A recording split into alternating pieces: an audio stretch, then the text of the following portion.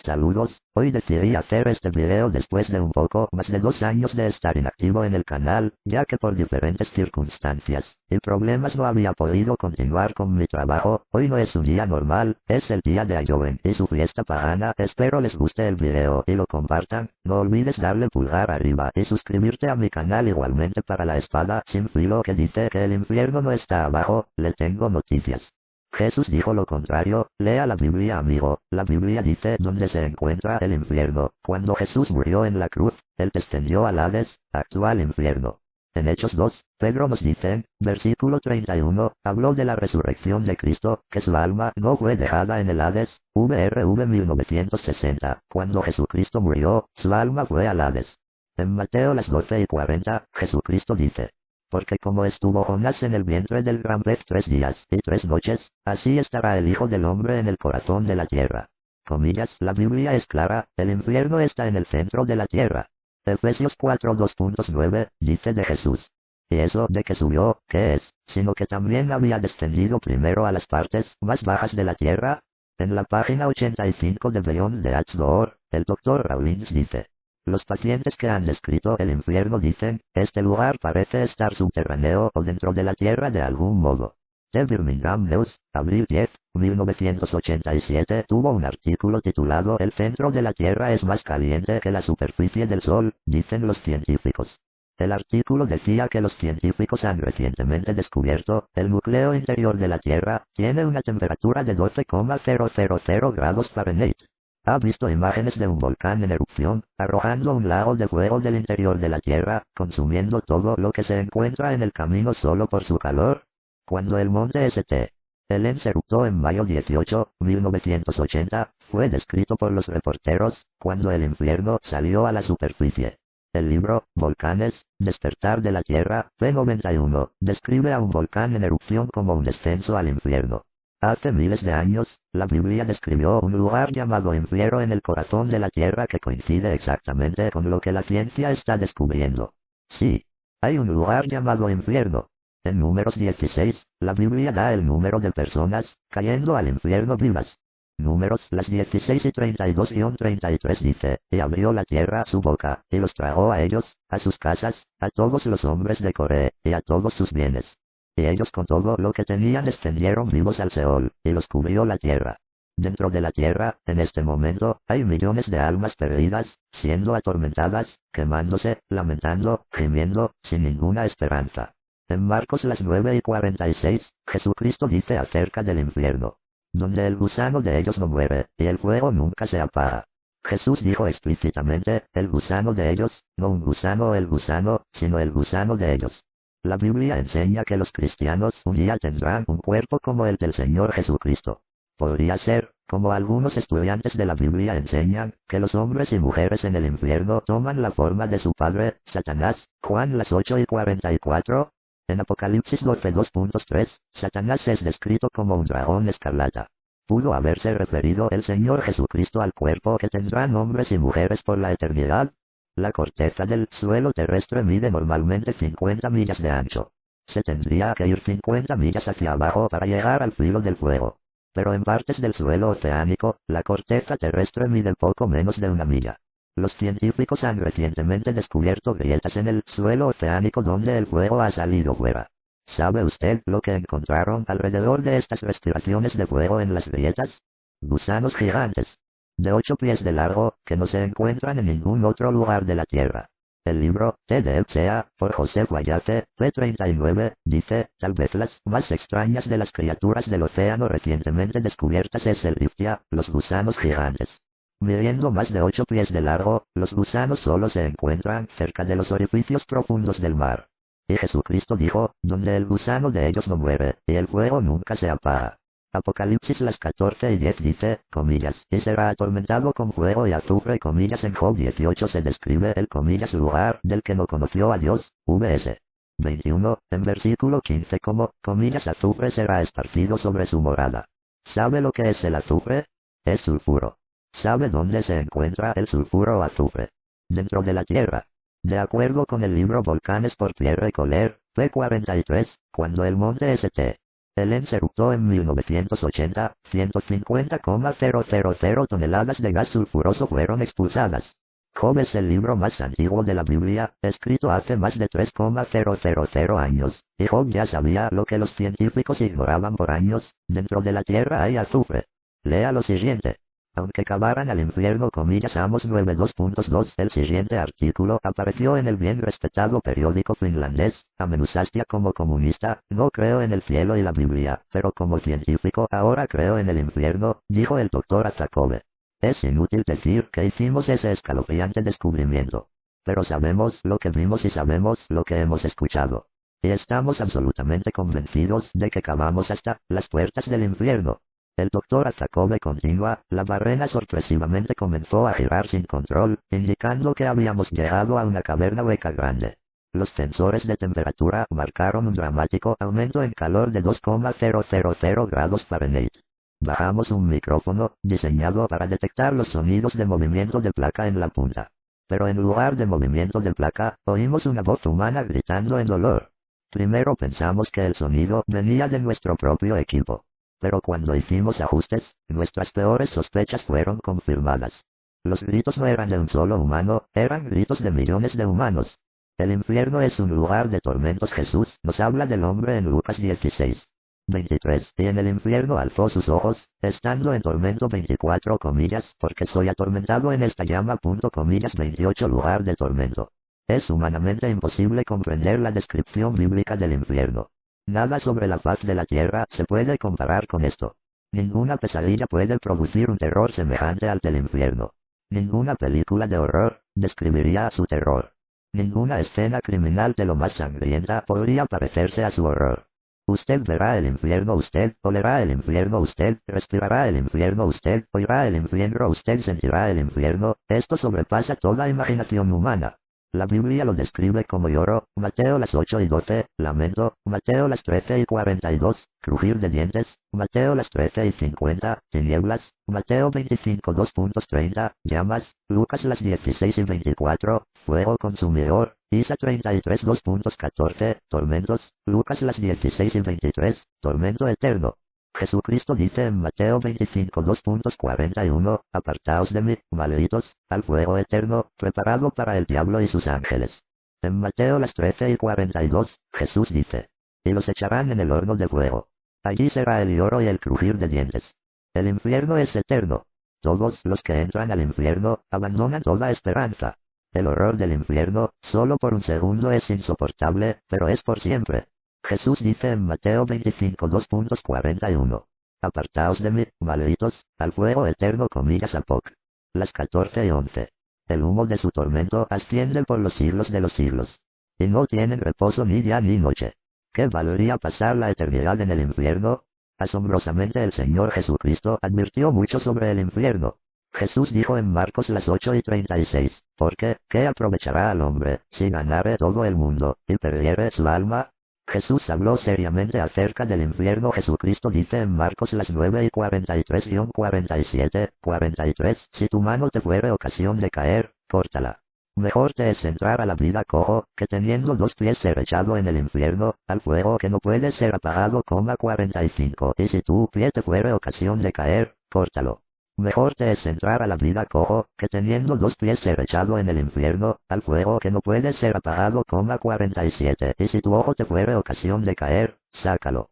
Mejor te es entrar en el reino de Dios con un ojo, que teniendo 2 ojos ser echado al infierno. Jesucristo tomó el infierno muy en serio. Él pudo decir, sin el menor titubeo, sacar sus ojos, cortar su mano o pie, si eso pudiera hacerle escapar del infierno. Si el infierno no fuera real, Jesucristo fue el hombre más engañador que ha existido. Reto a cualquiera que lea las palabras de Jesucristo y pueda decir que era un engañador. Jesús sabía exactamente de lo que estaba hablando. ¿Cómo describió Jesucristo el infierno? Jesucristo habló muchísimo acerca del infierno. Solo observe lo que Cristo dijo del infierno.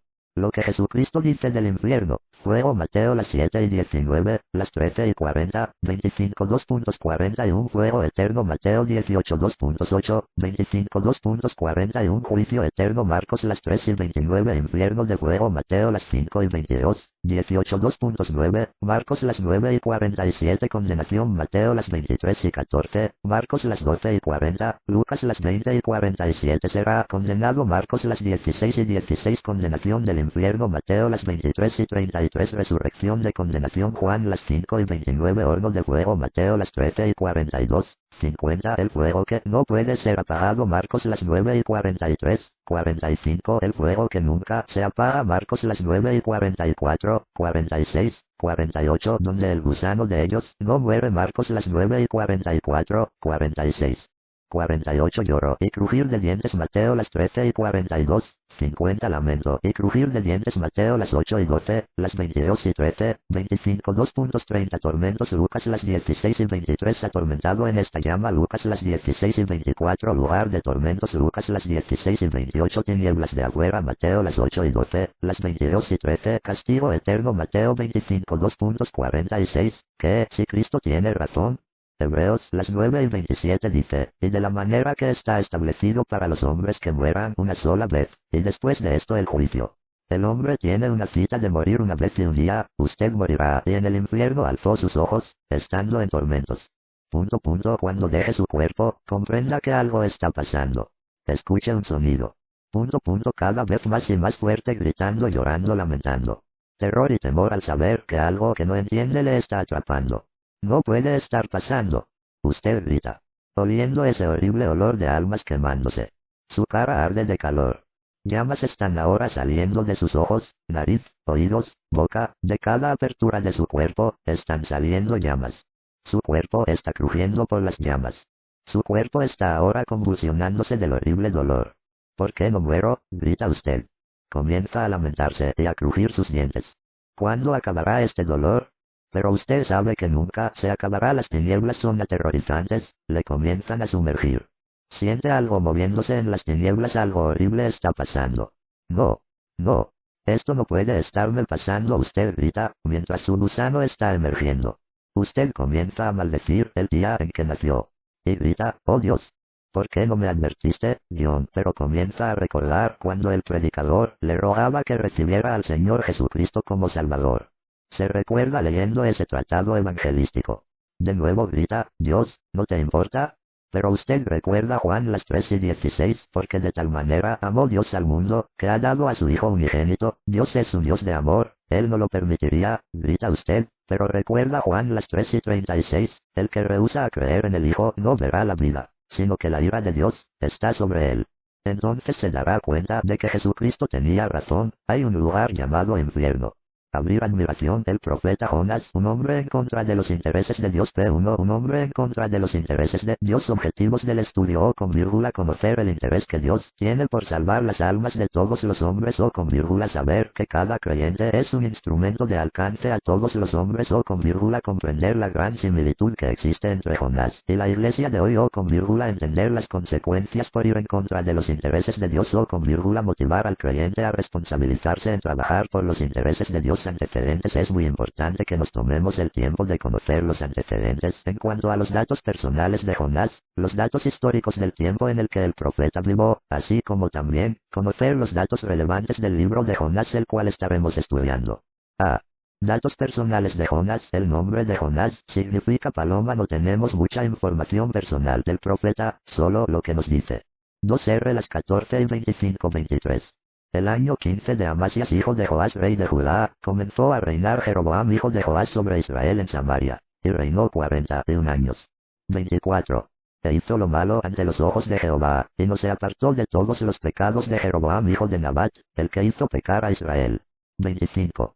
Él restauró los límites de Israel desde la entrada de Hamat hasta el mar del Arabá, conforme a la palabra de Jehová Dios de Israel, la cual él había hablado por su siervo Jonás, hijo de Amitai, profeta que fue de Gat-Hefer. Por lo que podemos deducir del pasaje anterior, es que el ministerio profético de Jonás tuvo lugar durante el reinado de Jeroboam II, 793-753 AC, 13 versión original. rey de Israel el padre de Jonás fue Amitai, que significa fiel a Dios Jonás era originario de Gat-Hefer, a 7 kilómetros al norte de Nazaret, en Galilea, en la región de Zabulón. Jonás es el primer misionero transcultural que encontramos en la Biblia. B. Datos históricos del tiempo de Jonás 1. 4 personajes principales. A. Dios. B. Jonás. T. Los marineros es muy probable que estos marineros fueran gente fenicia el territorio de los fenicios abarcaba desde la desembocadura del río Orontes al norte hasta la bahía de Haifa al sur, comprendiendo áreas de los actuales Israel, Siria y Líbano, una región denominada antiguamente Canaán. El comercio era una actividad principal. Consistía inicialmente en el intercambio en forma de trueque de los productos elaborados en Fenicia por las mercancías disponibles en otros lugares. La necesidad del transporte a largas distancias estimuló la construcción naval y la mejora de las técnicas de navegación. Fueron los grandes mercaderes de la antigüedad. La geografía de sus costas, que propiciaba la instalación de puertos, y la madera de sus bosques les brindaban los elementos básicos para construir barcos y organizar compañías de navegación. D. Los ciudadanos de Nínive conocidos por ser crueles, violentos y sanguinarios siempre buscaron exterminar al pueblo de Israel Dios ya había determinado traer juicio a esta gente en A3 2.1-41. Ay de ti, ciudad sanguinaria, toda llena de mentira y de rapiña, sin apartarte del pillaje. 2. Chasquido de látigo, y fragor de ruedas, caballo atropellador, y carro que salta. 3. Jinete enhiesto, y resplandor de espada, y resplandor de lanza, y multitud de muertos, y multitud de cadáveres, cadáveres sin fin, y en sus cadáveres tropezarán. 4. A causa de la multitud de las fornicaciones de la ramera de hermosa gracia, maestra en hechizos, que seduce a las naciones con sus fornicaciones, y a los pueblos con sus hechizos. 2. 3 ciudades principales. A. Nínive ubicada al oeste del río Tigris a más de 800 kilómetros de Palestina. Nínive era la capital asiria para el tiempo de Jonás, era la ciudad más grande del mundo tenía una circunferencia de 56 kilómetros, al tamaño de la ciudad de Londres. Se dicen que sus muros tenía 30 metros de altura podían transitar 3 carros a lo ancho, al mismo tiempo en sus muros tenía 1,200 torres de 60 metros de altura hoy en día, Nínive es la ciudad de Mosul en Irak la ciudad de Nínive fue edificada por Nimrod en 10.2.6-25. Los hijos de Cam. Cus, Mitraim, Put y Canaán. 7. Y los hijos de Cus. Seba, Avila, Sabta, Rahama y Sabteca. Y los hijos de Rahama. Seba y Dedan. 8. Y Cus engendró a Nimrod, quien llegó a ser el primer poderoso en la tierra. 9. Este fue vigoroso cazador delante de Jehová, por lo cual se dice, así como Nimrod, vigoroso cazador delante de Jehová. 10. Y fue el comienzo de su reino Babel, Erec, Akkad y Calne, en la tierra de Sinar. 11. De esta tierra salió para Siria, y edificó Nínive, Rehobot, Cala. 12. Y Resén entre Nínive y Cala, la cual es ciudad grande. 13. Mitraim engendró a Luim, a Namim, a Leabim, a Naptuim. 14. A Patrusim, a Cazuim, de donde salieron los filisteos, y a Captorim. 15. Y Canaán engendró a Sidón su primogénito, a Et. 16. Al Jebuseo, al Amorreo, al Gergeseo. 17. Al Ebeo, al Agateo, al Cineo. 18. Al Arbaleo, al Temareo y al Amateo. Y después se dispersaron las familias de los cananeos. 19. Y fue el territorio de los cananeos desde Sidón, en dirección a Gerar, hasta Gaza, y en dirección de Sodoma, Gomorra, Adma y Zeboim, hasta Laza. 20. Estos son los hijos de Cam por sus familias, por sus lenguas, en sus tierras, en sus naciones. Cabe mencionar que Nimrod el fundador de Nínive es un tipo del anticristo el imperio de Nimrod fue Babel, fue el primer reino del hombre en oposición a Dios. Gen 11 2.1-91. Tenía entonces toda la tierra una sola lengua y unas mismas palabras. 2. Y aconteció que cuando salieron de oriente, hallaron una llanura en la tierra de Sinar, y se establecieron allí. 3. Y se dijeron unos a otros, vamos, hagamos ladrillo y cozámoslo con fuego. Y les sirvió el ladrillo en lugar de piedra, y el asfalto en lugar de mezcla. 4. Y dijeron, vamos, edifiquémonos una ciudad y una torre, cuya cúspide llegue al cielo, y hagámonos un nombre, por si fuéramos esparcidos sobre la faz de toda la tierra. 5. Y descendió Jehová para ver la ciudad y la torre que edificaban los hijos de los hombres. 6. Y dijo Jehová: He aquí el pueblo es uno, y todos estos tienen un solo lenguaje, y han comenzado la obra, y nada les hará desistir ahora de lo que han pensado hacer. 7. Ahora, pues, descendamos, y confundamos allí su lengua, para que ninguno entienda el habla de su compañero. 8. Así los esparció Jehová desde allí sobre la faz de toda la tierra, y dejaron de edificar la ciudad. 9. Por esto fue llamado el nombre de ella Babel, porque allí confundió Jehová el lenguaje de toda la tierra, y desde allí los esparció sobre la faz de toda la tierra. B. Jope o con vírgula del hebreo. Yapo, cuyo significado es hermoso, o con acento bello, o con vírgula puerto situado en la costa del Mediterráneo en el territorio que correspondió a la tribu de Dan. O con vírgula está ubicado a 50 kilómetros al noroeste de Jerusalén. C. Tarsis o con vírgula del hebreo. Tarsis, que significa gema, jaspe, amarillo, o con vírgula suponemos que es un puerto que se encontraba en el Mediterráneo a gran distancia de Palestina.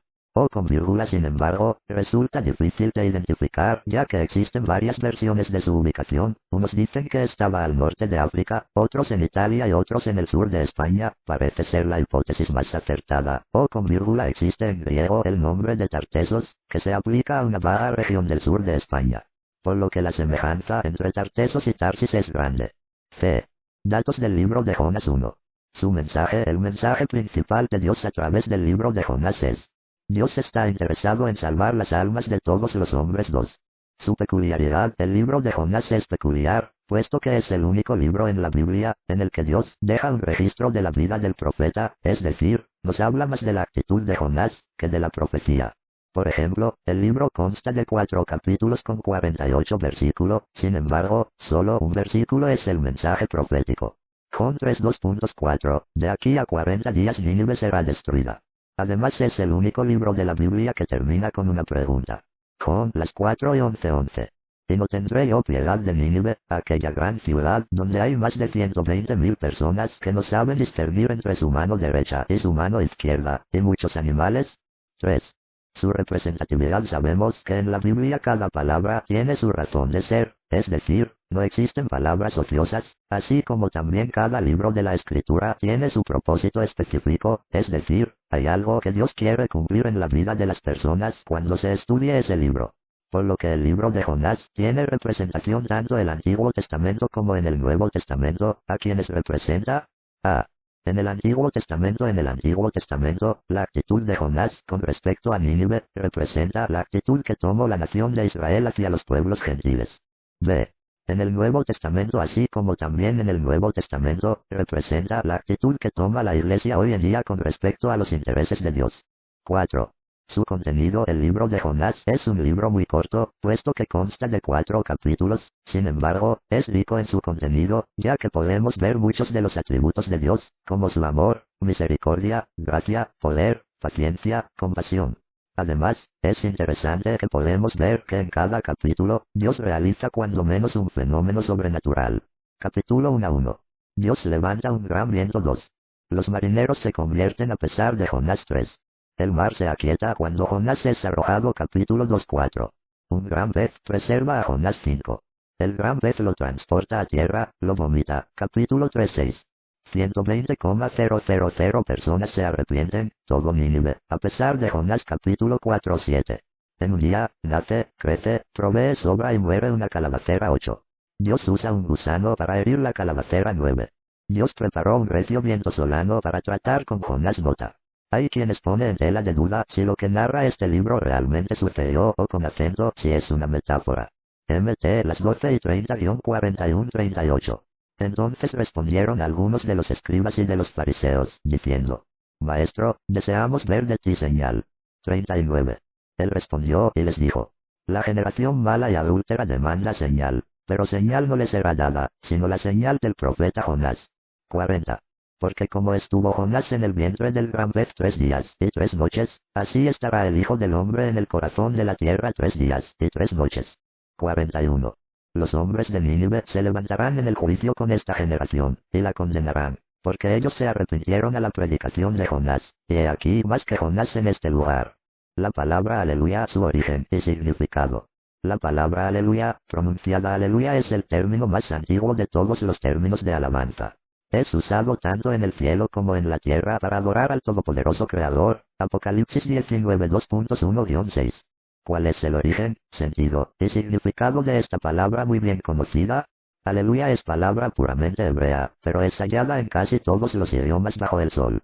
La primera parte de la palabra, alelu, significa alabar, celebrar o glorificar. La última parte, Yah, es el nombre de quien se está alabando. Yahweh es el nombre personal del Padre Celestial. Yah es la forma corta o poética del nombre del Padre Celestial. La forma completa del sagrado nombre del Padre es Yahweh. Este nombre se encuentra en las escrituras hebreas, concordancias de la Torah, Biblia, enciclopedias y diccionarios, como también en muchas actuales escrituras de historia y arqueología. El nombre de Yahweh es encontrado más de 6,800 veces en el lenguaje original de la Torah, escritura. También lo encontramos como el final de muchos nombres de los profetas de la Biblia, tales como Elías, Elia, el cual significa mi todopoderoso es Yah, como también Jeremías, Jeremías, Obadía, Abías, Yesaya, Isaías, Zecaria, Zacarías, etc. Importancia bíblica del verdadero nombre parece ser que toda persona que quiere conocer a su Creador, como su Padre Celestial, quisiera conocerlo por su nombre. La misma escritura no nos deja ninguna duda de la importancia vital del nombre de Yahweh. Cuando el verdadero nombre es restaurado de nuevo en los pasajes donde los traductores lo sustituyeron con el título El Señor, la escritura nos hace saber muy claro que deberíamos conocer, amar e invocar el nombre de Yahweh. Aquí tenemos unos cuantos ejemplos. Miqueas 6:2.9, tribu y asamblea de la ciudad, escuchen la voz de Yahweh, que los convoca, pues es de sabios temer su nombre. Ezequiel 39:2.7, y me daré a conocer en medio de mi pueblo Israel. Ya no permitiré que mi santo nombre sea profanado. Las naciones sabrán que yo soy Yahweh, el Santo de Israel. Zacarías 14:2.9, Yahweh reinará sobre toda la tierra. En aquel día Yahweh será el único, y su nombre será el único nombre. Joel las 2:32, y todo el que invoque el nombre de Yahweh, será salvo. Éxodo 22.7, no pronuncies el nombre de Yahweh tu Todopoderoso a la ligera. Yo, Yahweh, no tendré por inocente a quien se atreva a pronunciar mi nombre a la ligera. El decir que es poco importante o que es cosa vana, es ciertamente una manera de invocarlo en vano. Malaquías las 3:16, entonces se escribió en su presencia un libro de memorias de aquellos que temen a Yahweh y honran su nombre. Un verso más que muestra poderosa evidencia de la necesidad de invocar el sagrado nombre, es Salmo 68 2.4, VKJ, que dice: Canten a Elohim, canten salmos a su nombre, aclamen a quien cabalga por las etapas, y regocíjense en su presencia. Su nombre es Jah. Jah es pronunciado ya como en aleluya. En el lenguaje hebreo no hay letra J. Así que está muy claro, de acuerdo con la Torah, escritura, que el nombre de Yahweh es imprescindible de ser conocido y venerado por aquellos quienes lo aman. Sabemos que la Biblia es un libro histórico y el mismo Señor Jesús nos da testimonio de acuerdo al pasaje de Mateo al hacer referencia a este libro y a uno de sus milagros, de que fue verdad, de que fue un hecho real y literal. El libro de Jonás, como toda la Biblia, tiene mucha enseñanza histórica, doctrinal, y también de aplicación práctica para nuestra vida. Por lo que yo le invito a que todos los domingos se formule la siguiente pregunta: ¿qué me quiere enseñar Dios a mí hoy? Con esta actitud, Dios hará grandes cosas en y a través de su vida. Espero te haya servido el video y sobre todo gustado. En la descripción del video te dejo otros muy recomendados, espero los puedas ver y así seguir en el camino de la verdad.